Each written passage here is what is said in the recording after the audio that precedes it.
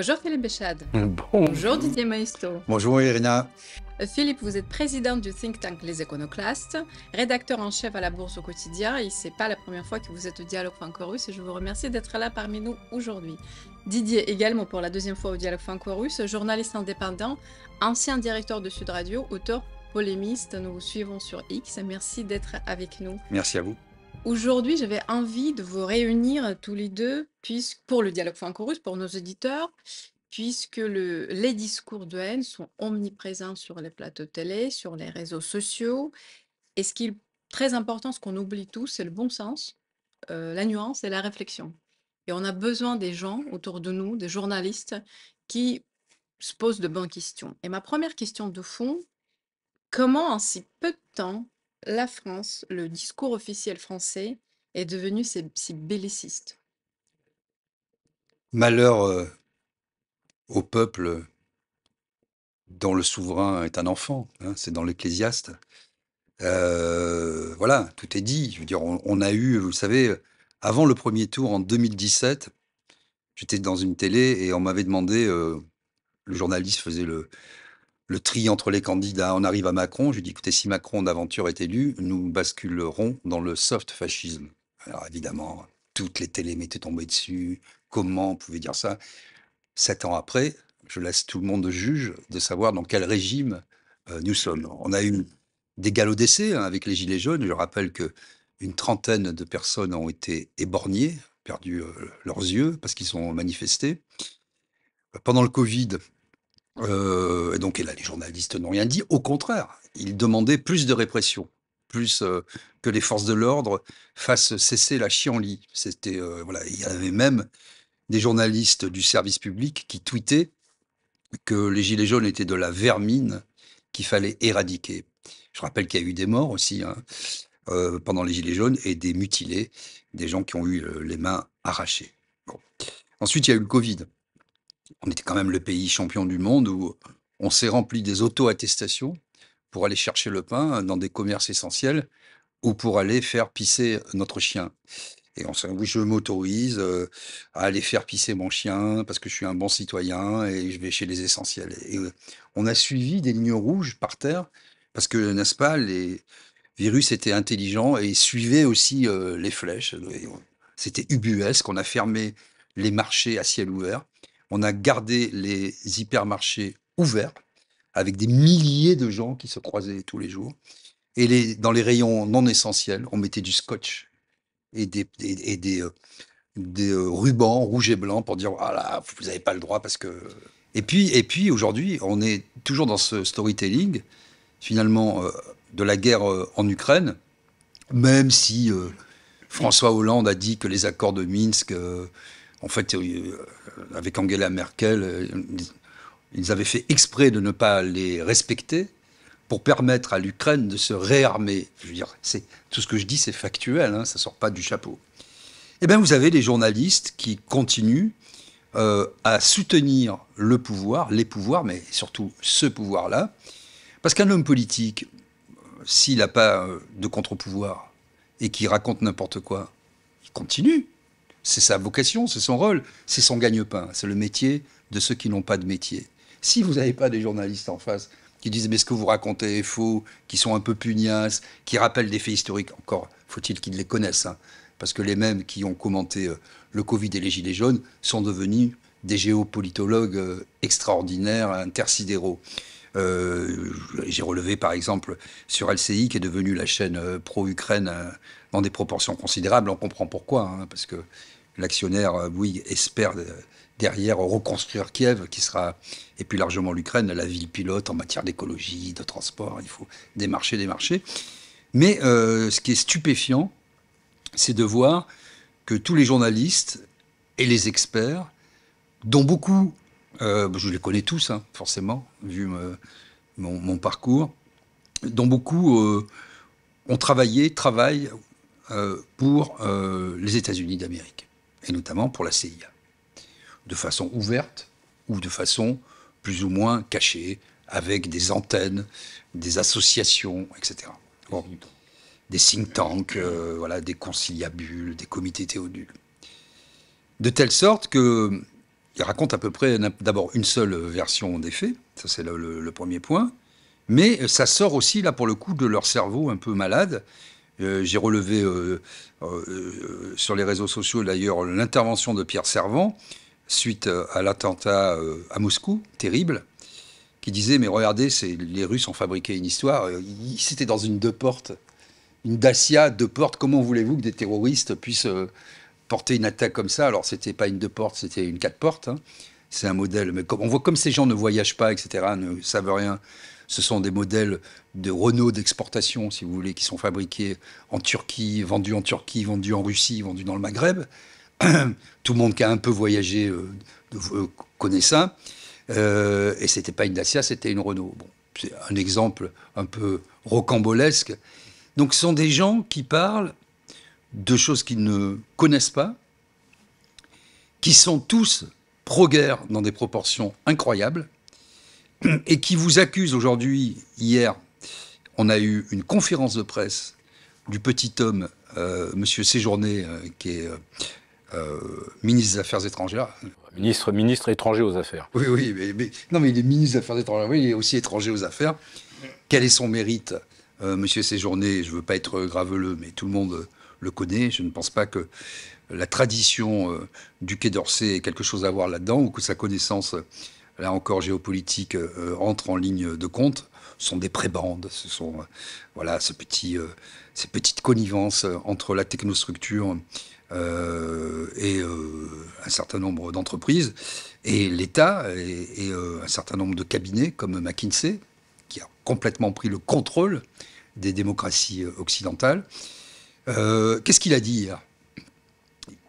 Il a dit que la France, c'était un scoop, il a fait une conférence de presse, allait proposer au 27 un nouveau paquet de sanctions.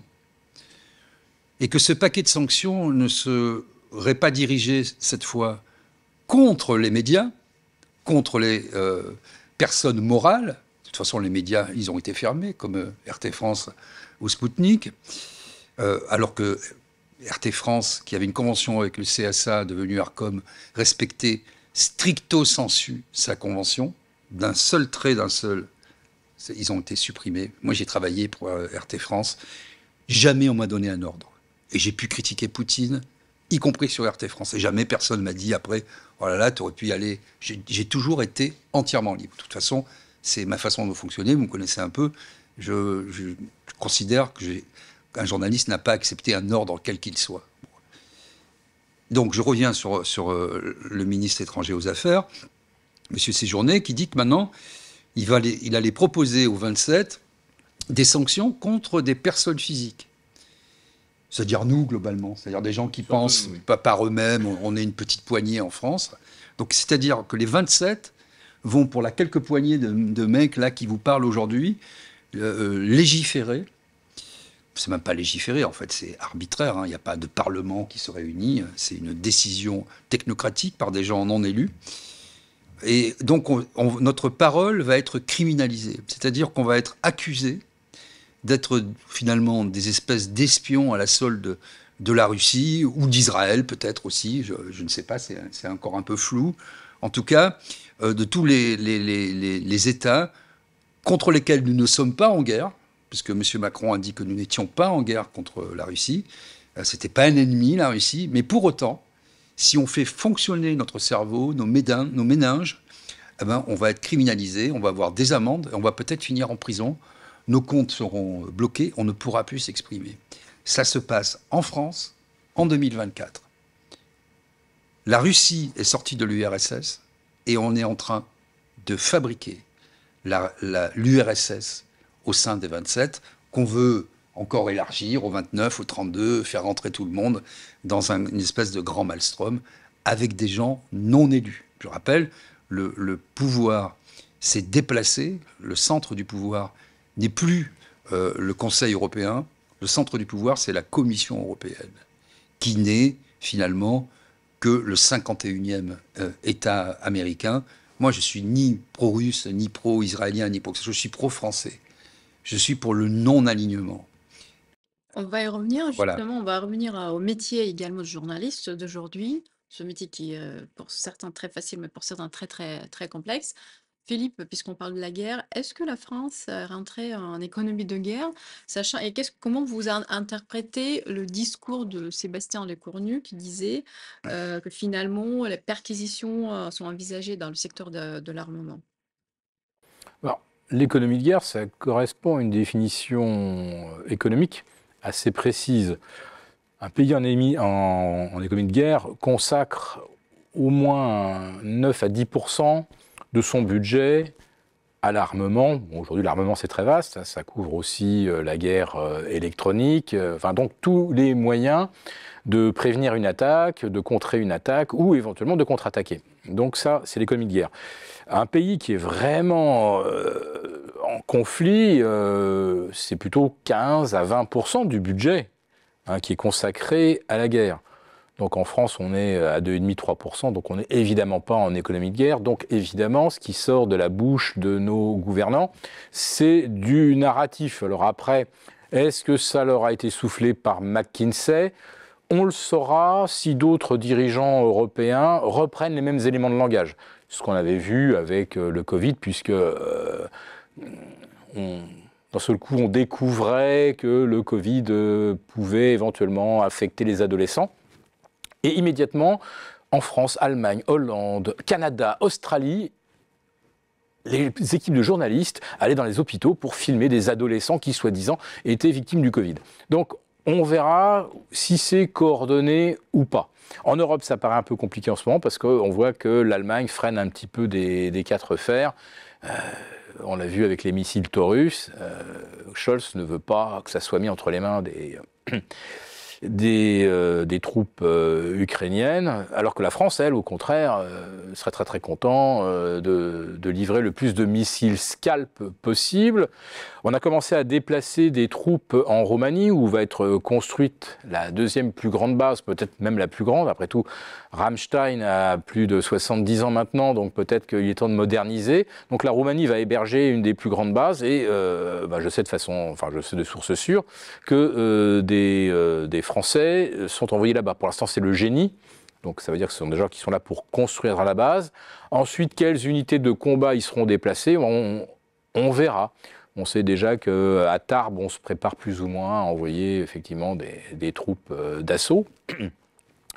Mais comme on dit, si vis pacem parabellum, donc on montre nos muscles, on s'agite beaucoup, mais en réalité, donc factuellement, pour l'instant, on n'est pas en économie de guerre parce que les budgets consacrés, évidemment, n'ont rien à voir avec une économie de guerre. Par contre, le narratif et la propagande, alors là, c'est un rouleau compresseur. Alors, je dirais pas que c'est du grand n'importe quoi, mais enfin, par moments, ça y ressemble. Vous avez des gens qui viennent déclarer des choses, mais absolument lunaires, incroyables, qui parlent d'une intervention alors qu'on n'en a pas les moyens. Et en plus de ça, en Ukraine, quand on connaît un petit peu la façon dont les choses se déroulent, c'est vraiment une guerre des drones en Ukraine. Donc, c'est vraiment... Alors là, la France n'en a pas. Elle a des gros drones qui permettent de surveiller les océans, de faire du repérage la nuit, etc. C'est des machines extrêmement chères, à 12-15 millions l'unité, alors qu'en Ukraine, on est sur des drones presque antipersonnels à 1000 ou 2000 euros, ou voire pour les plus onéreux, les drones russes, on est maintenant à des coûts de série de 50-60 000 euros, grosso modo. Donc, si jamais on voulait intervenir, de toute façon, on n'a absolument pas les moyens militaires. On a des moyens de surveillance, mais aucun moyen d'avoir un impact sur un front, sur des combats, etc.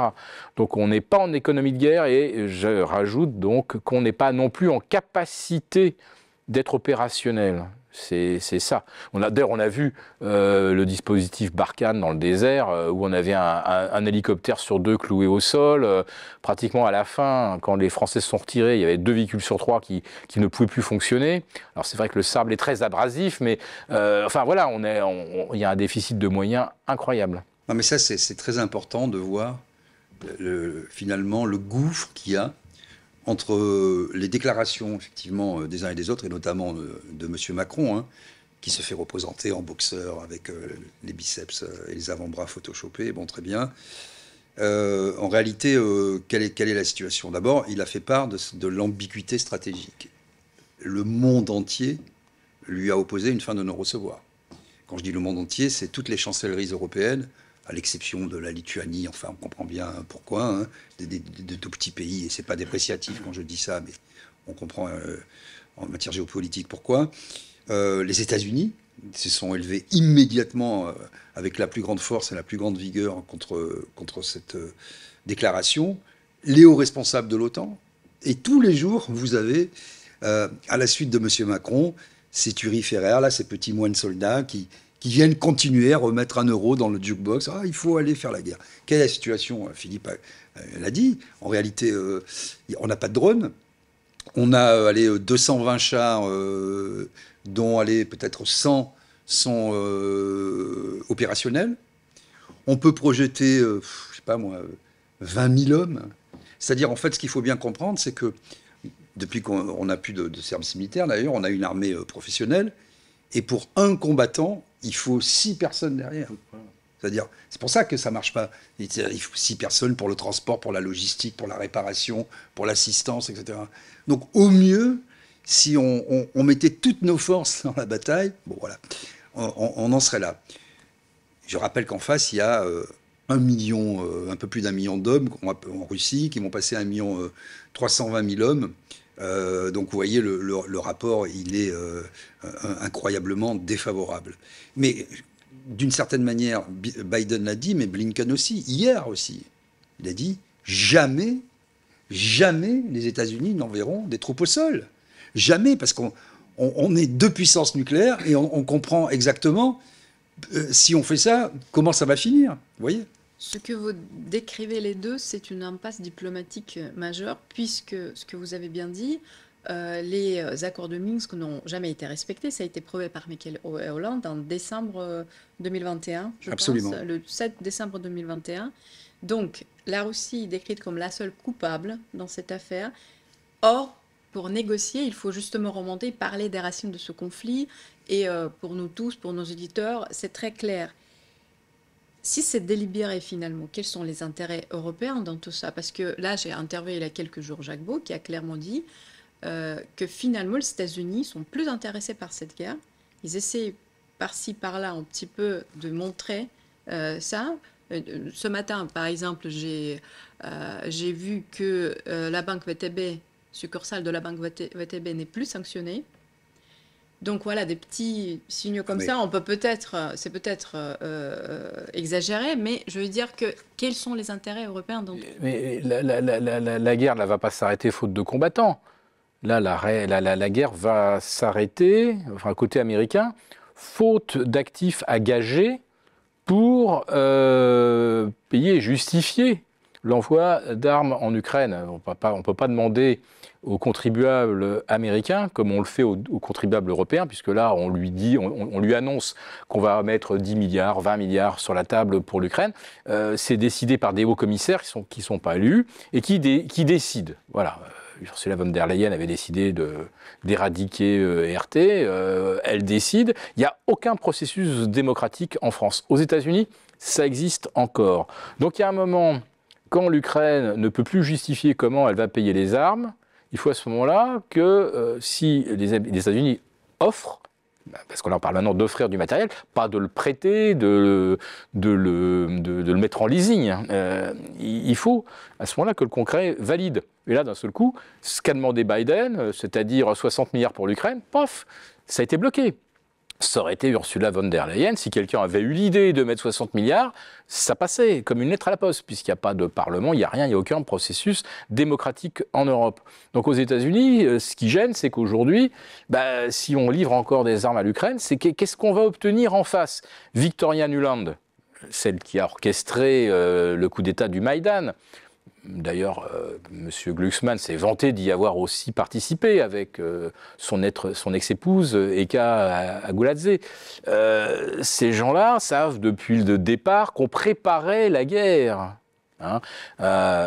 Dès juillet 2014, on sait que aussi bien la CIA que divers services occidentaux ont commencé la formation des unités ukrainiennes. Donc ça, c'est bien documenté. Donc ça, il y avait des budgets pour ça, mais c'était pas des gros budgets. C'est que quand on commence à livrer des centaines de blindés, des dizaines de chars et des milliers de drones, c'est là que là, d'un seul coup, la facture commence à se corser.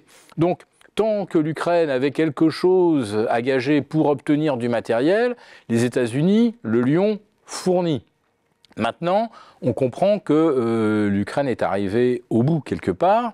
BlackRock, donc, s'est posé comme le financier de la reconstruction. Donc je ne sais pas si chez TF1 et LCI, on rêve beaucoup qu'on va obtenir énormément de contrats de reconstruction. Enfin, ça a quand même été préempté par BlackRock.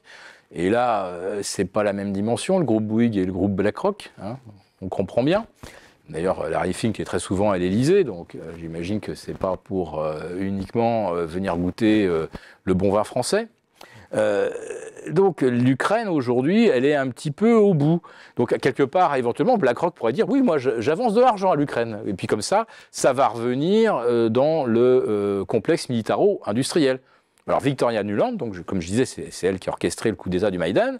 Elle a dit récemment et avant de se faire débarquer finalement, chaque fois que le contribuable américain avancerait 100 millions, 1 milliard, 10 milliards de dollars à l'Ukraine, ça va créer de bons emplois dans notre industrie de l'armement. Bon, alors essentiellement General Dynamics, Northrop Grumman, Boeing, etc., etc.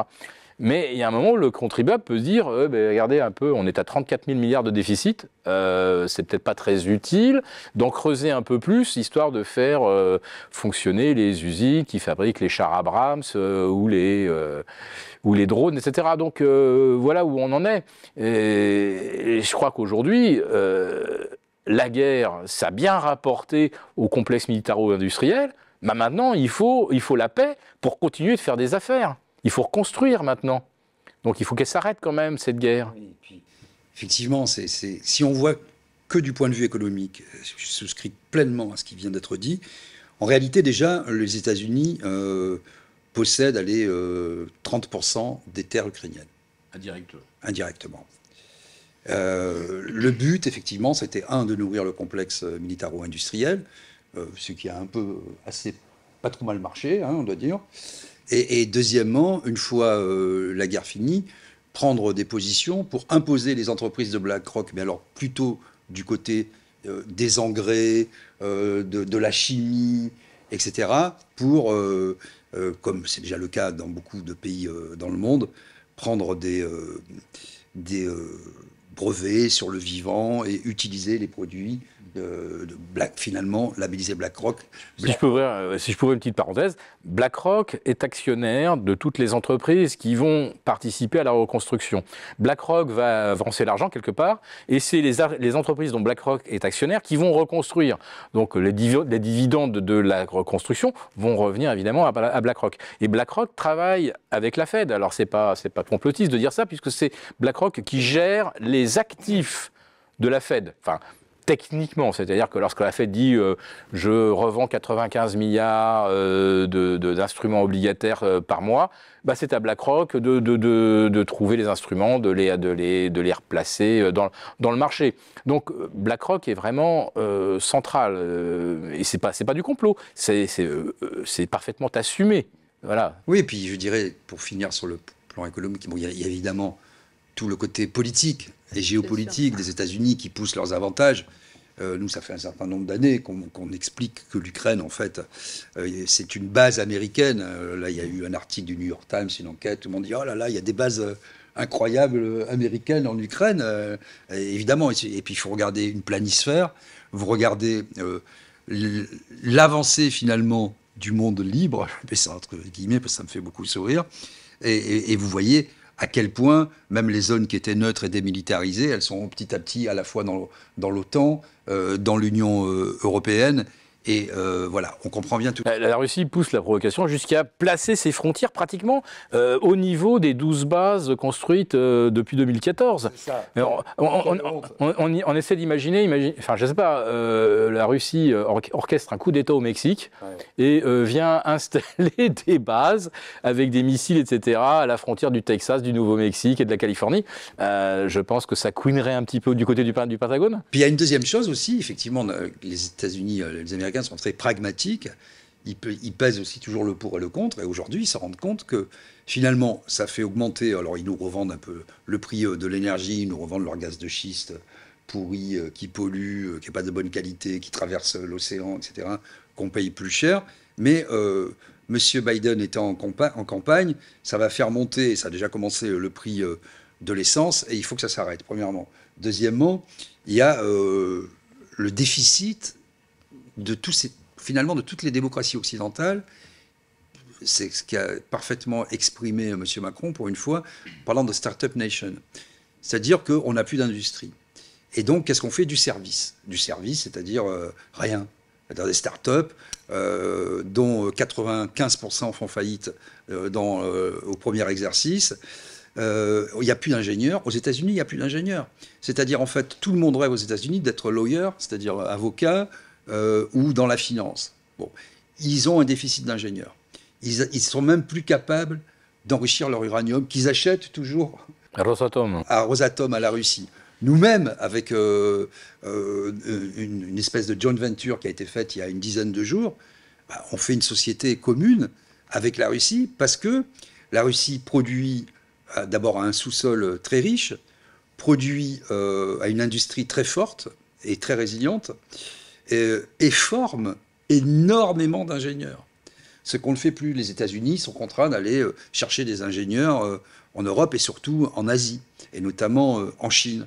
Donc vous voyez, il y a tout cet ensemble de choses, d'un point de vue économique, qui font que c'est métastable, je dirais, et que maintenant, ça commence à pencher de l'autre côté, et les États-Unis ne sont plus tellement intéressés. Alors, pour finir sur votre question, pourquoi l'Europe fait ça? C'est une bonne question, ça.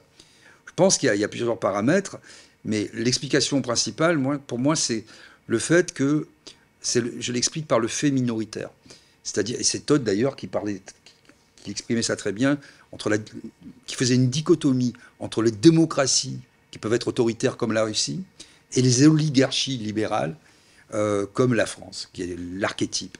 Quelle est la différence? En Russie, bien sûr, il y a un pouvoir autoritaire. D'un point de vue démocratique, d'après nos standards, c'est pas extraordinaire. Ça pourrait être bien mieux. Mais vous avez 2/3, 3/4 de la population qui soutient. Par patriotisme, parce que les intérêts vitaux, parce que c'est encore un pays, quoi. Parce que nous, on est en train de devenir l'URSS et que la Russie, c'est un pays qui défend les Russes. Voilà, on aime, on n'aime pas. Et je dirais qu'à l'échelle de la planète, il y a peut-être 24 démocraties. Je ne sais pas, la démocratie est un fait assez rare. Ça, c'est le premier point. Et de l'autre côté, vous avez le fait minoritaire, c'est-à-dire en France, mais dans beaucoup de démocraties occidentales, et notamment en France, oui, vous pouvez être élu président de la République avec 16% du corps électoral, 16% des inscrits. C'est-à-dire, vous comptez 16 à 18, 20 quand c'est vraiment la fête. C'est-à-dire que vous prenez 100 personnes, il y en a 84 qui n'ont pas voté pour vous. Donc vous avez besoin, quand vous êtes en difficulté, d'hystériser la société, de détourner l'attention, et la guerre, quoi de mieux que la guerre, pour essayer de gonfler ses muscles et d'être dans une puissance fantasmée. La vérité, c'est qu'on n'a plus d'industrie, c'est qu'en termes d'énergie, là là aussi, je vois tous nos dirigeants qui bandent leurs muscles, sauf qu'ils ont démantelé l'outil nucléaire de M. Hollande en passant par Mme Voynet, M. Macron, Elisabeth Borne, le Premier ministre de l'époque, Édouard Philippe. Et maintenant, ils disent vive le nucléaire. Mais c'est une farce. C'est une farce. Donc, vous voyez, c'est la parole performative qui, en l'espèce, n'est pas très performante. C'est-à-dire, on monte sur nos ergots et on veut faire croire que tremble Poutine, etc. Voilà. Dernier point, je dirais que avec l'émergence des BRICS, excusez du peu, 3/4 de la population mondiale peut-être 60% aujourd'hui Du du PIB mondial, bah, c'est plus tout à fait la même chose, quoi. Donc, d'une certaine manière, on veut exister, nous, l'Europe, je dis, parce que M. Macron parle toujours de souveraineté, rajoute européenne, ce qui est un oxymore, ce qui est un non-sens absolu. Une souveraineté, elle peut être que nationale. Bon. Et donc, on veut exister, mais on est pris en étau, d'une certaine manière, entre les États-Unis, qui reste une puissance, même s'il y a un fonds de dédollarisation de l'économie mondiale qui en est qu'à ses débuts, hein, mais qui commence quand même à faire florès. Euh, des BRICS qui se groupent, qui sont très puissants, tout en maintenant chacun leur autonomie, leur indépendance. Ils se groupent que quand ça les intéresse. Et nous, au milieu, ma foi, on n'a plus grand-chose à faire valoir. Donc les choses ont changé. Et on veut se payer de mots, quoi. Voilà. Et donc aujourd'hui, la mode, c'est l'Europe, c'est le dernier mensonge des politiques. Quand on n'a plus rien à dire, on fait deux choses.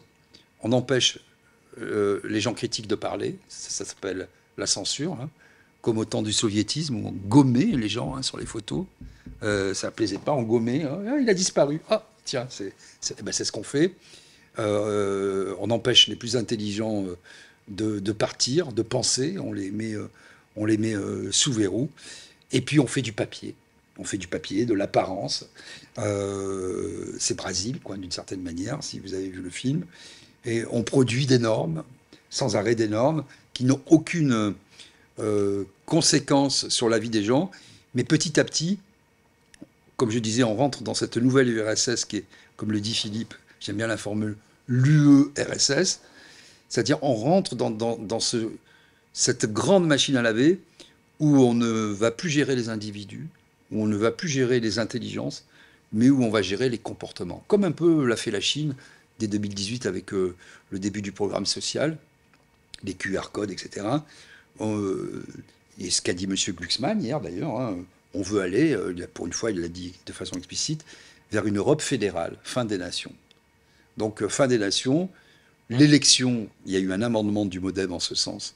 À mon avis, le but c'est que l'élection disparaisse au suffrage universel. Klaus Schwab a d'ailleurs dit que c'était plus vraiment utile de faire des élections. Plus vraiment utile, voilà. Et donc il faut des gens qui savent, c'est-à-dire les pseudo-élites.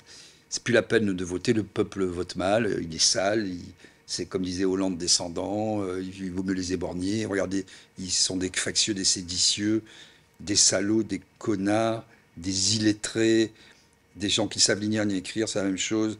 Il suffit qu'ils traversent la rue, des Gaulois réfractaires.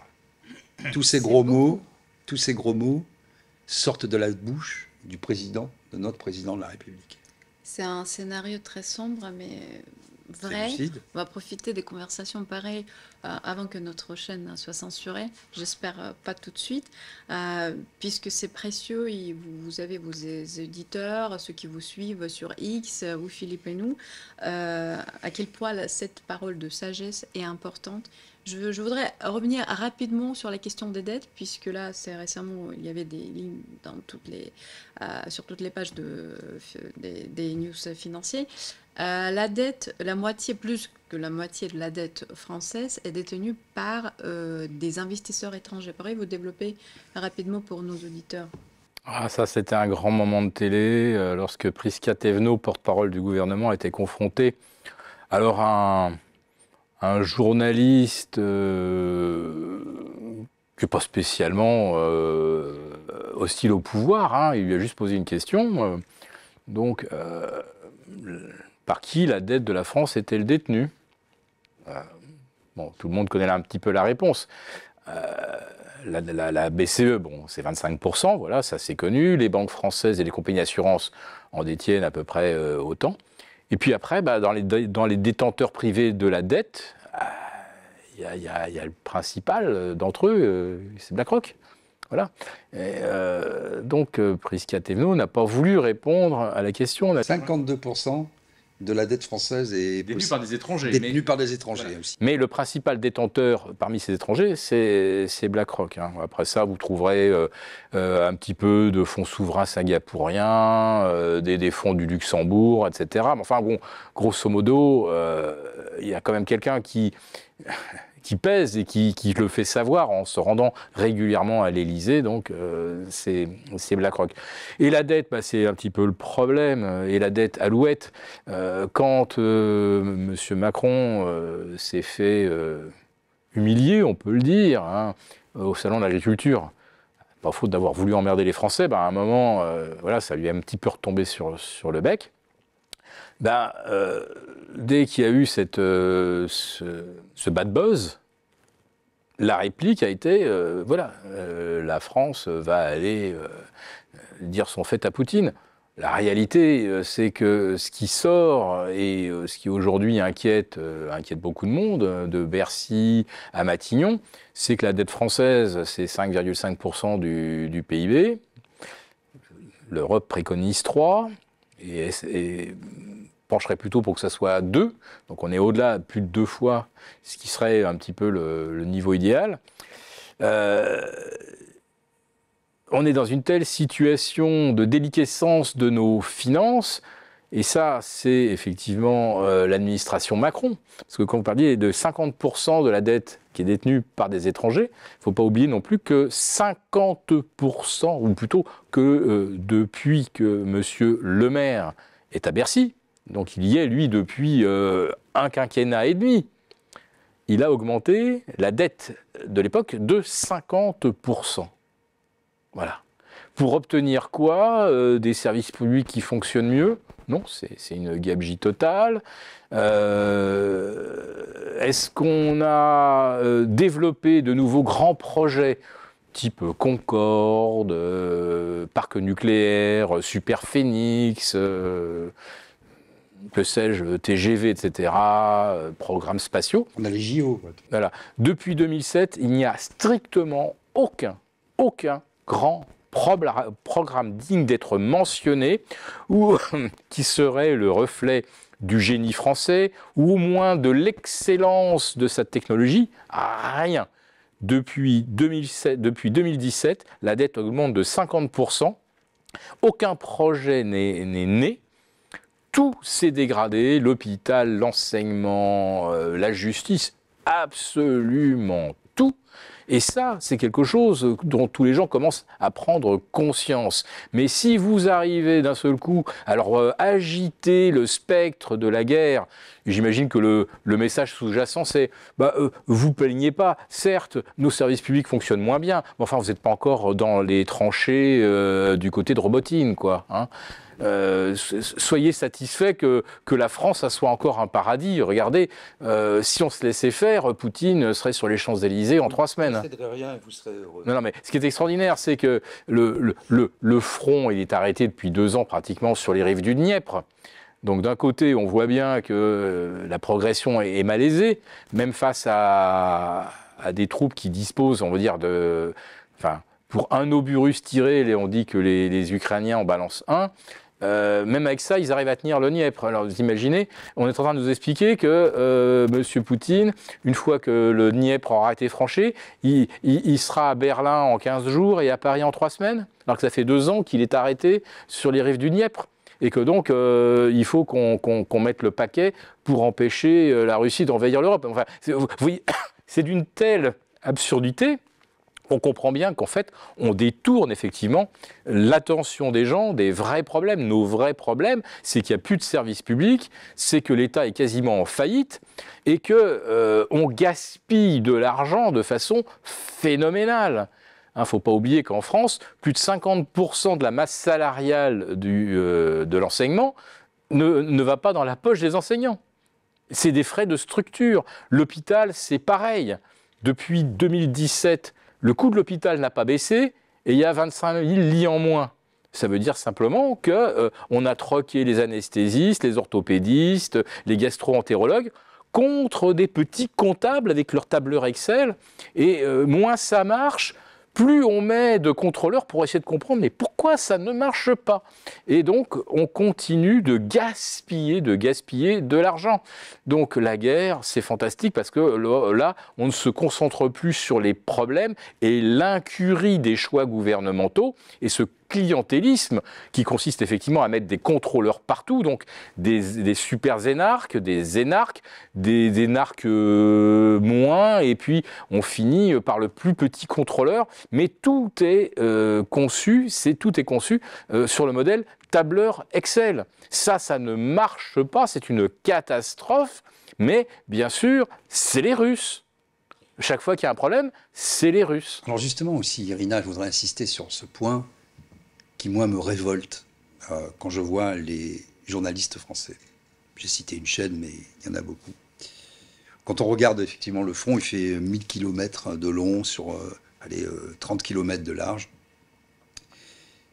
D'après les gens, et j'en connais pas mal, qui sont sur le terrain, on serait plutôt entre 500 et 700 000 morts. Pas 30 000 morts, comme on dit, entre 500 et 700 000 morts. C'est un massacre. Et moi, j'ai de la compassion aussi pour les soldats ukrainiens. Bien sûr. J'ai de la compassion pour tous les gens qui se battent. On a dit, on va les utiliser jusqu'au dernier. Mais qu'est-ce que ça veut dire? Monsieur Zelensky vient d'abaisser l'âge de mobilisation de 27 à 25 ans. Il y a peut-être, je ne sais pas, 600 000 femmes dans l'armée ukrainienne. Et maintenant, ils en sont à enrôler les jeunes de force. On a vu pas mal de vidéos sur le sujet. À essayer d'enrôler les femmes qui elles-mêmes se retrouvent veuves, se retrouvent complètement éplorées, avec des enfants tués, des maris estropiés. On va aller jusqu'où comme ça? Et par cela, il y a des vidéos de fils d'oligarques qui font la fête à Courchevel, à Hambourg. Vous les retrouverez sur les réseaux. Absolument. Alors, avec force démonstration, sac Gucci, Hermès, etc. Donc là, on est vraiment... Il y a des bellicistes de plateau. Monsieur Glucksmann en est un, mais son parrain aussi, Bernard-Henri Lévy, en est un autre. Il nous a fait le même coup avec la Libye. On a accueilli monsieur Kadhafi, qui était un terroriste international. On lui a ouvert grand les portes, parce que pareil, on devait vendre du nucléaire, des usines, des trucs incroyables que là, en fait, on n'a jamais vu un contrat. Et pour nous remercier, il a conçu un concurrent du franc CFA. Absolument. Qui aurait été un dinar or. Absolument. Alors là, ça a été la goutte qui a fait déborder le vase. Quand ça a mal tourné, effectivement, on est allé lui faire la guerre avec quelques-uns de nos alliés et on l'a fait assassiner. Et je pèse mes mots. Bon. Non, c'est public, de toute façon. On n'était pas nombreux à l'époque à parler des Amazones, qui étaient des esclaves sexuels. On était 2 ou 3 journalistes. Et je me souviens, moi, de tous ces gens qui allaient se prosterner devant l'Élysée dans la tente de M. Kadhafi, dont le président du Grand Paris lui offrant les œuvres complètes de Montesquieu. En disant, on dit, mais ce que vous êtes en train de faire, non, mais il a changé. Il l'appelait mon frère. Voilà, je referme la parenthèse. Donc, tous ces gens, parce que ce qui s'est passé après avec la Libye, c'est devenu, on n'a rien prévu, une fois qu'on a fait ça, évidemment, il y a des comptes de campagne, il est présumé innocent, attendez, monsieur Sarkozy, c'est sorti. Donc là, c'est un peu embêtant pour tout le monde. Qu'est-ce qu'on a prévu? Est-ce qu'on a prévu un État, des structures? Non, on n'a rien prévu. Toutes nos armes se sont retrouvées dans tout le Sahel. Oui, c'est pas simplement la Libye, c'est tout le Sahel qui est devenu, qui est une zone qui fait, je sais pas moi, 10 fois la France, qui est peut-être grande comme la Russie. Tout l'arsenal de Kadhafi s'est trouvé disséminé, mais ceux qui ont été les premiers et qui ont mis la main sur le stock le plus important d'armes, c'est AQMI. Et ensuite, tous les dérivés d'Al-Qaïda, alors qui après ça, on les retrouve partout, Nigeria, enfin nord du Nigeria, Mali, Niger, Burkina Faso. Et comme par hasard, partout, en fait, ils tentent de déloger les Français ou de nuire aux intérêts français. Je dirais, ça fait les affaires de qui? Non, mais quand on regarde ça, effectivement, c'est devenu le foyer mondial du terrorisme. Et après, évidemment, il y a certains pays qui les accueillent de façon plus favorable, qui sont gangrénés par la corruption. Et après, on le sait, d'ailleurs, il y a eu un article du Point qui date de novembre, du 22 novembre 2018. Vous voyez, j'ai de la mémoire, où il était fait état, justement, de tous ces terroristes de Daesh, qui trouvaient refuge où? En Ukraine. Et après l'attentat de Moscou, vous avez le ministre des Affaires étrangères qui n'a aucune compassion pour les familles qui ont été massacrées. Que nous-mêmes, dans notre chair, dans notre sang, dans notre âme, nous avons vécu. La France a été déchirée par le terrorisme. Je rappelle à tout le monde le Bataclan. On va donner des leçons. Et il dit, M. Poutine aurait dû se concentrer sur la menace islamiste dans son pays. Mais c'est quel degré d'ignominie et d'infamie de dire des choses comme ça. Moi, je ne me sens pas représenté par ces gens-là. Et il y a beaucoup de Français, et c'est pour ça qu'avec Philippe, on continue à parler. Nous, on a tout à perdre à parler. On pourrait être tranquille et peinard. On vit pas très loin, dans une magnifique campagne française. On n'a pas envie de voir notre pays disparaître et on ne se sent pas représenté par ceux qui prétendent être nos dirigeants. Il y a et cette russophobie qui se développe. Avant, c'était contre les Juifs. Après, c'était contre les Arabes. Aujourd'hui, c'est contre les Russes. C'est insupportable quand on se dit le pays des droits de l'homme et qu'on veut être la lumière du monde. Alors, si ça n'avait pas été les Russes, je te rassure, ça aurait été sûrement les Chinois. On aurait montré la menace chinoise, les Chinois qui ont ruiné notre industrie, les Chinois qui menacent d'envahir Taïwan. On aurait trouvé un ennemi. De toute façon, on est dans une telle situation, je le répète, économique. En interne. On est tellement dans la panade et on gère tellement mal nos finances. Enfin, c'est pire que ça. C'est pire que ça. C'est qu'en fait, nos finances sont gérées en fonction d'un clientélisme qui fait qu'évidemment, tout est inefficace, mais tous les choix sont biaisés. Et voilà, donc on creuse des déficits, mais parce que on continue d'engraisser les obligés. Bah, je dirais que qu'est-ce que coûte également le maintien en survie artificielle d'une presse qui encense le pouvoir en toutes circonstances. Là encore, c'est de l'argent du contribuable. Et cet argent sert, mais ça s'appelle de la propagande, là. On est à un tel niveau. C'est un de mes combats et c'est un point crucial. Comme je disais, un homme politique, s'il n'a pas une presse un peu pugnace, mais juste factuelle, qui pose des questions par rapport à la situation factuelle, l'homme politique, il va continuer. Et on parle beaucoup des milliardaires, des actionnaires dans les médias. C'est vrai, il y a un problème. Mais je pense que le principal problème, il n'est pas là, il est dans l'autocensure. Les journalistes français pratiquent l'autocensure. Pourquoi ils le font?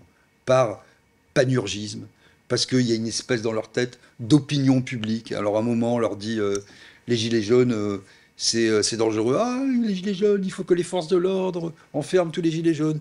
Puis après, ils ont tous applaudi alors qu'on était enfermés. Il y a même un maire qui avait fait un arrêté, le maire de Sanary-sur-Mer, dans le Var. Il ne fallait pas faire plus de 10 mètres après son perron. Mais vous vous rendez compte? Donc ça s'appelle de l'ingénierie sociale.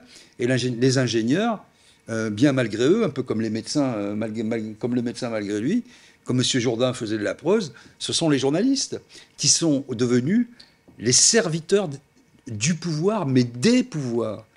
Pourquoi? Parce que aussi, dehors il fait froid, qu'ils sont devenus des communicants, et qu'il y a dans l'air comme ça des choses qui volent. Il faut être pour le... Ils ne savent pas pourquoi, pour la transition écologique, pour l'Europe. Alors, les gens rationnels, quand vous leur expliquez, on est tous pour la transition écologique, on est tous pour que les gens soient heureux, riches et en bonne santé, vous voyez? Et la guerre, c'est pas beau. Mais la guerre, c'est moche, etc. Mais quand on explique de façon rationnelle, ça ne les intéresse pas. Bah justement, devient ma dernière question. Les chaînes alternatives qui existent, comme notre chaîne Dialogue Franco-Russe, Vaucon sur X, il y a des journalistes indépendants. Finalement, on est nombreux ou pas nombreux? Parce que j'ai l'impression que quand on sort de ce champ alternatif de réinformation, les gens comme on dit, ne sont pas éveillés, ne sont pas assez éveillés. Non. C'est-à-dire que nous, entre guillemets, on se considère comme les personnes bien informées, et eux, ils se considèrent comme également les personnes très bien informées. Où est l'espoir? Dans une révolution ou dans un renouveau, c'est toujours très peu de gens qui montrent la voie, qui sont plus éveillés que les autres. On prend juste l'histoire française, hein. Vous aviez pendant des années 40 millions d'attentistes, qui étaient avant 40 millions de pétainistes, qui sont devenus 40 millions de gaullistes. Et ça, c'était tout le génie de Gaulle. Et je dois dire que je ne sais pas ce qu'on a gagné, mais on a un peu usurpé cette victoire. Je rappelle quand même qu'il y a 23 millions de Russes. Quand je rappelle ça, les gens me reprennent. Ah, c'est pas des Russes, c'est des Soviétiques. Ok, 23 millions de Plus Soviétiques. 26. 26. C'était pas des êtres humains, non? Non, voilà, ils étaient soviétiques, donc c'était pas des êtres humains. 26 millions de gens qui se sont sacrifiés et qui ne sont pas invités pour les 70 ans du débarquement, ce qui est c'est même pas une infamie, c'est un petit vice. C'est du niveau de Macron, quoi, voilà. C'est le petit roquet, quoi. Donc, c'est toujours très peu de gens. Moi, en tout cas, je parle pour moi. Donc, j'ai mes comptes où il y a du monde, etc. J'interviens dans des médias indépendants. QG avec Le Lancelin, Toxin avec Clémence Oudiakova, Ligne Droite avec Maud Koffler, TV Liberté, TVL. Voilà des espaces. Moi, je parle aussi bien à gauche qu'à droite, parce que pour moi, ça ne veut plus rien dire du tout. Ça stérilise en fait nos combats. C'est une classe politique qui stérilise et qui empoisonne le débat public. Ah, t'es de gauche, ah, t'es de droite. Islamo-gauchiste, fasciste, c'est fini. Le RN, finalement, c'est très pratique pour l'hypercentre, je dirais. Alors que le fascisme est en train de naître chez nous et se développer, on montre toujours le fascisme ailleurs. Ah, regardez, un facho. Donc, comme ça, on stérilise tout. Donc, il y a peu de gens, et moi je parle en tout cas, pour montrer aux gens qu'ils ne sont pas seuls. Et que, même si on est peu nombreux dans les médias, pour montrer aux gens que tous les gens rationnels, c'est pas eux qui ont le cerveau malade, c'est pas eux qui ont le cerveau dérangé, c'est pas eux qui sont complotistes, c'est pas eux qui sont je ne sais quoi, tous ces noms d'oiseaux qu'on leur affuble, des traîtres maintenant, je lis, des traîtres à la nation, des traîtres à la nation, quand on a eu comme, ce qui est l'histoire de ma famille, des gens qui sont morts pour devenir français. Pour devenir français. La France, c'est, il n'y a pas un millimètre sur ces 550 000 km² qui n'ait une goutte de sang. C'est ça la France. C'est un territoire, c'est une carte, mais c'est aussi une idée. Et donc, moi, je me bats pour ces idées-là. Je ne sais pas si on gagnera, mais pour que les gens ne se sentent pas seuls. Voilà. Philippe, est-ce qu'il y a un espoir? Alors, il faudrait qu'il y ait un espoir, mais tout ce que l'on voit est absolument désespérant. Je suis sur la même ligne que Didier. Il ne faut pas que ceux qui nous suivent, on est la preuve, en tout cas, qu'il existe un discours un petit peu argumenté et documenté. Tout ce que nous venons de dire et tout ce que moi je dis sur l'inforruptible, je fais une quotidienne tous les matins, tout est sourcé, recoupé. Voilà. Et ce qui est incroyable, c'est qu'aujourd'hui, n'importe quel crétin peut dire « n'écoutez pas, c'est un complotiste ». Vous voyez, vous mettez un terme complotiste, fasciste, et vous avez complètement enterré le débat. Ça, quand des gens avaient du sens critique, vous ne pouviez pas vous en sortir en désignant votre voisin complotiste, ou la personne entrant en face de vous, militante, islamo-gauchiste. C'était, d'accord, ok, on va quand même en débattre, si vous voulez bien, on va débattre, on va en causer. Et puis là, en face, il n'y avait personne, il n'y avait rien, pas un argument, donc on n'osait pas le faire. Mais aujourd'hui, vous pouvez diaboliser, néantiser le débat en disqualifiant votre adversaire. Dans l'échelle des réfutations de Schopenhauer, discréditer l'adversaire, c'est l'argument le plus faible. Quand on n'est plus capable d'argumenter, ou de démontrer une autre version, etc. Donc, je dirais que être capable, enfin, si ça fonctionne quand même auprès d'une majorité de la population qui ne se pose pas plus de questions, c'est que quand même à un moment, l'éducation, c'est devenu une fabrique de crétins. Et quand je vois le nombre de gens désinformés et qui sont heureux de leur certitude, parce qu'il n'y a rien de plus inconfortable que d'être remis en cause dans ses certitudes. Donc les certitudes aujourd'hui à la télé, c'est que Poutine méchant, Xi Jinping méchant, Netanyahou gentil, Biden gentil, etc. Enfin, on est arrivé à un niveau de binarité et d'imbécilité que je ne pensais pas voir en France. Moi, je n'ai pas fait des études extraordinaires. Il y avait une exigence quand même. Au moment de passer des examens, j'ai passé un grand oral, je me suis préparé, j'étais documenté, j'aime l'histoire, j'aime l'économie, et quand je viens parler d'un sujet, au minimum, je connais ce dont je parle. Mais aujourd'hui, c'est pas du tout un prérequis. Vous venez à la télévision, si vous êtes passé par Sciences Po, on vous a appris toutes les techniques de la rhétorique, de la sophistique, et si vous ne connaissez rien, vous êtes quand même en mesure d'avoir l'air savant. Et vous avez l'air savant parce que les autres sont totalement ignorants. Parce que si vous balancez n'importe quelle imbécilité, le journaliste, il n'est pas là pour vous reprendre, puisque sinon il perd son salaire et il perd son statut. Il perd le film. Et voilà. Donc il peut pas, le journaliste, challenger l'homme politique, etc. Mais si vous avez d'autres personnes en plateau, ils sont plus en mesure de réfuter en disant mais c'est une imbécilité. Enfin, historiquement, ce que vous dites là est totalement, c'est fallacieux. J'étais en voiture, j'écoutais l'interview de Manon Aubry. Manon Aubry, qui est tête de liste pour la France Insoumise. On aime, on n'aime pas, je ne suis pas moi, à ce niveau de débat, ça ne m'intéresse pas. Elle a dit quelle était la position de la France Insoumise et de Mélenchon sur l'Ukraine et sur la Russie, qui pour le coup, et je ne m'en sens pas éloigné, elle a dit il faut retrouver les chemins de la paix, avoir des discussions, et seule la diplomatie peut nous sortir de là. Ça sera compliqué, parce que la situation est tendue, mais il n'y a pas eu un effort depuis 2 ans en la matière, et certainement pas de la France. Donc elle a fait une longue interview, c'était l'invité principal. Après, il y a quelqu'un qui débriefe, qui lui a reposé exactement les mêmes questions. C'était même pas poser des questions, c'était plus une interview, c'était de l'inquisition.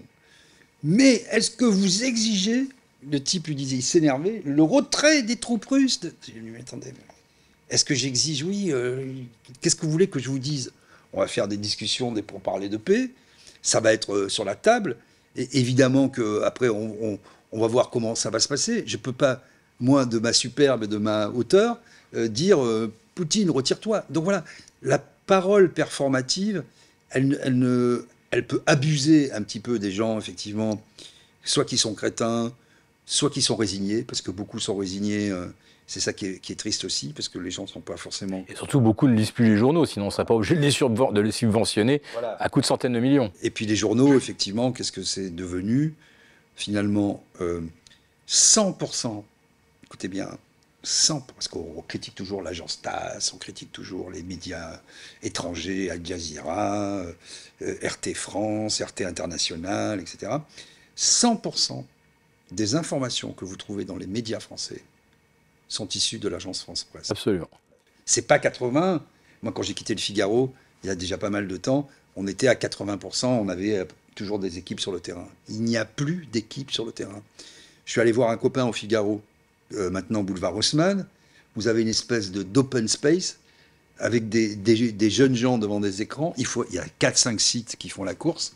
Il faut être le premier, avec le titre qui va accrocher, à avoir fait la bonne ressucée de la dépêche AFP. C'est ça l'information. Donc pourquoi voulez-vous que les gens achètent des journaux ? Puisqu'ils vont trouver d'abord l'information sur les réseaux avant qu'elle soit publiée dans les journaux, et puis ça sera toujours la même information. Et même, je vais plus loin, il n'y a plus de différence entre Libé et le Figaro. Il y a bien sûr les traditions historiques, les gens plutôt de gauche, les gens plutôt sans colonne vertébrale achètent Le Monde, les gens plutôt de gauche achètent Libé, et les gens plutôt de droite achètent le Figaro. Mais en réalité, c'est exactement la même vision des choses. Vous avez de temps en temps un peu des pages de débat, Vox, machin, où ça va un peu plus loin, mais ils sont tous européistes, tous anti-russes, tous libéraux, voire néolibéraux, etc., etc. Et quand vous avez en plus des actionnaires, moi ça ne me dérange pas que les actionnaires soient milliardaires.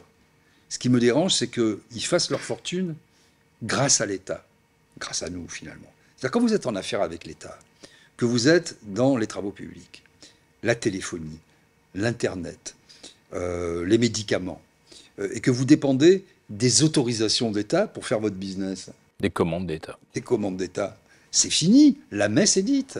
C'est ça le problème. Et vous rajoutez la surcouche qui est le côté d'absence de formation des journalistes, hein, parce que moi ça me fait rire les écoles de journalisme, ça ne veut rien dire.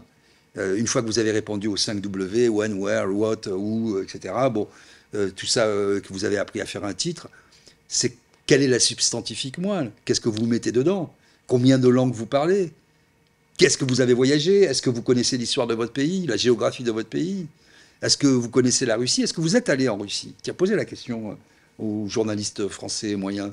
Est-ce que vous êtes allé en Ukraine? Est-ce que vous êtes allé à Gaza, à Jérusalem ou à Tel Aviv? Jérusalem-Est, hein, très instructif. Est-ce que vous êtes allé en Arménie? Est-ce que vous êtes allé en Angola?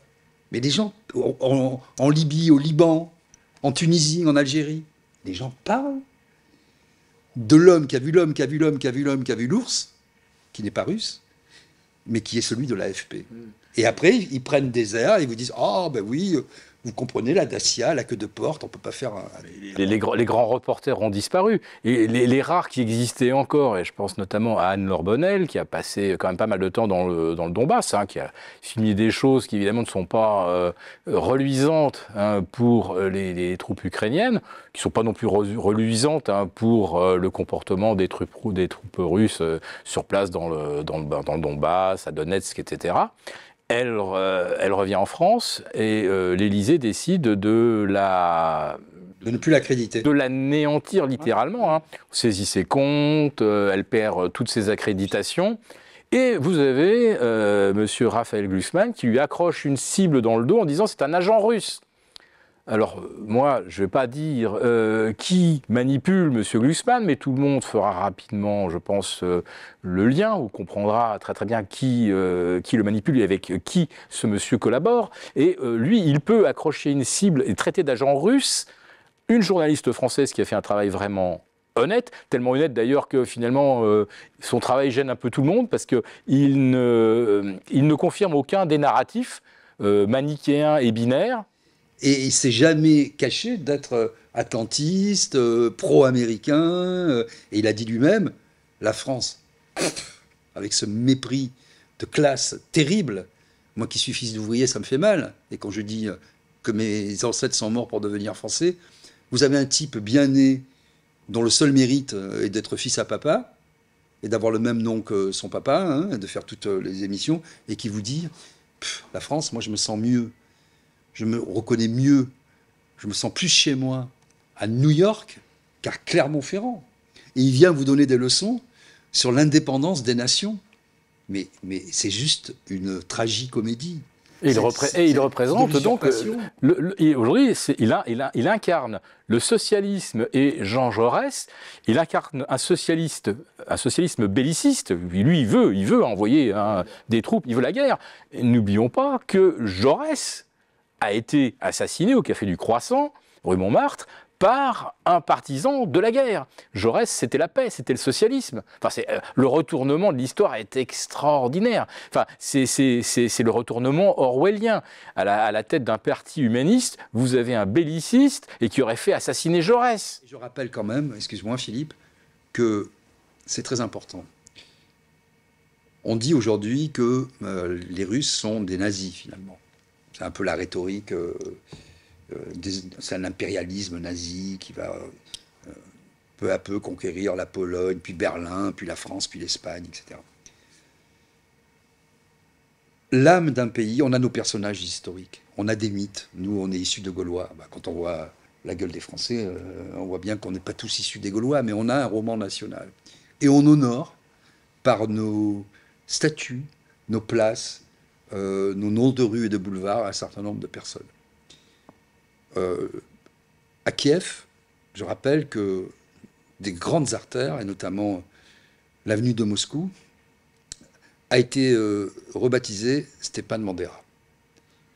Je pense que ce n'est pas la peine que j'explique à nos auditeurs qui sont parfaitement au courant de qui était À nos Stepan. éditeurs, il ne faut pas, aux autres, hein, certains Voilà, vont Stepan peut-être. Bandera, c'était un milicien nationaliste ukrainien qui a été un collaborateur très zélé des nazis et qui était encore plus nazi que les nazis. Et il y a eu dans des fosses des véritables pogroms où on a mis jusqu'à 30 000 personnes dans une fosse, assassinées dans la même journée, dans la même nuit. On lui dit, mais c'est pas possible de. C'est Zelensky interviewé dans une grande chaîne ukrainienne. On dit, mais attendez, vous célébrez un héros nazi? Et il répond avec un grand sourire, ah non, mais il y a beaucoup de gens qui l'aiment.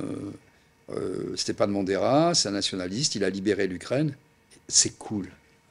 C'est cool. Donc il y a comme disaient les inconnus en France, le bon chasseur et le mauvais chasseur. Maintenant, grâce à M. Zelensky, on sait qu'il y a le bon nazi et le mauvais nazi. Et il y a des nazis cool. Ben voilà dans l'imagerie, dans l'image populaire aussi, dans ce qu'on choisit d'honorer. J'en parle pourquoi? Parce qu'on nous bassine sans arrêt les valeurs européennes. Moi, je connais les valeurs françaises, liberté, égalité, fraternité. Elles sont bien battues en brèche. Les valeurs européennes, je ne sais pas ce que c'est. Beaucoup disent que ce sont des pervers narcissiques. Ce sont des gens qui jouissent de pouvoir faire des choses qui nous interdisent nous-mêmes de faire. Et ça, il y a toute une étude à faire. Il y a un très bon bouquin que je suis en train de lire sur la psychopathologie des gens, des pouvoirs déviants, en fait. Alors, on ne peut pas tout psychologiser, on ne peut pas tout expliquer par la psychologie et la psychiatrie, mais il y a aussi quelque chose à creuser de ce côté-là, si vous voulez. Quand vous n'avez pas de racines, parce que je rappelle que M. Macron a dit que la France, il n'y avait pas de culture française, il avait dit. Quand vous n'avez pas de racines et que vous pourrissez par le bas et que vous pourrissez par le haut via des cabinets McKinsey, dont je rappelle que 100% de l'équipe de campagne de M. Macron en 2017, c'était le personnel de McKinsey. C'est pas là aussi 80%, c'est comme l'AFP, 100% de l'équipe. Donc vous voyez, c'est ça l'oligarchie, c'est un petit groupe de personnes apatrides, qui ne sont pas dans l'économie réelle, mais dans la financiarisation de l'économie, qui vivent des intérêts de la dette, c'est comme ça qu'on est riche, qui échappent au travail, parce qu'ils échappent tous au travail, et qui nous pondent même pas des lois, puisque de toute façon, quand vous n'avez pas la majorité, vous faites le 49-3. Quand le 49-3, ça gueule un peu, vous allez au Conseil d'État et au Conseil constitutionnel, peuplé de vieillards kakoshim, nommés... Et d'obligés. Et d'obligés, oui, nommés par les gens qui vont ensuite leur demander, alors, elle est constitutionnelle, ma loi? Vous avez des institutions qui sont censées fonctionner. On vous dira jamais pas de justice, etc. Moi, je suis dans des affaires de justice, justement pour ces affaires de télé, où je me bats depuis 12 ans contre l'État. J'ai eu le PNF, etc. Je suis à mon 3e juge d'instruction maintenant. Petit à petit, ceux qui se sont rendus... les auteurs de ces forfaitures meurent les uns après les autres, parce que c'est une loi naturelle.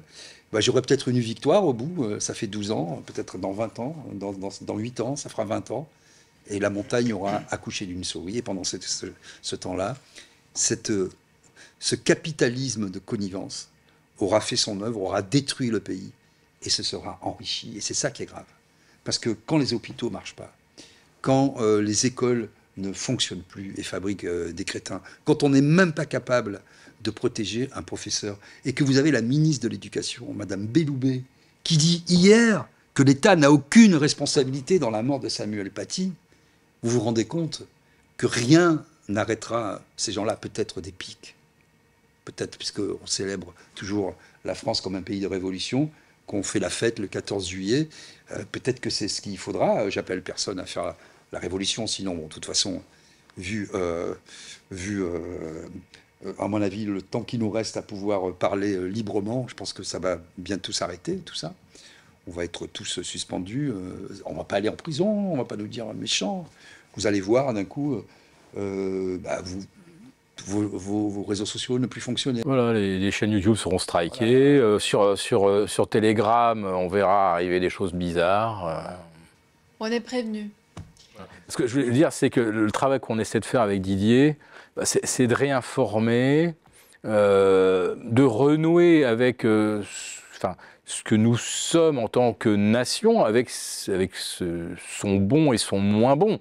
Il y a eu du pas bon du tout, il y a eu la collaboration, il y a eu des choses terribles dans notre histoire, mais au moins on essaye de le remettre dans la mémoire des gens, dans la tête des gens, parce que quand on commence à tordre les faits, à occulter, en fait, comment on peut construire une pensée, un raisonnement, comment on peut élaborer un projet à partir du moment où on nous a retiré des bases, on nous les a cachées, où on les a littéralement falsifiées, parce que c'est ce à quoi on assiste. Les médias sont dans la falsification.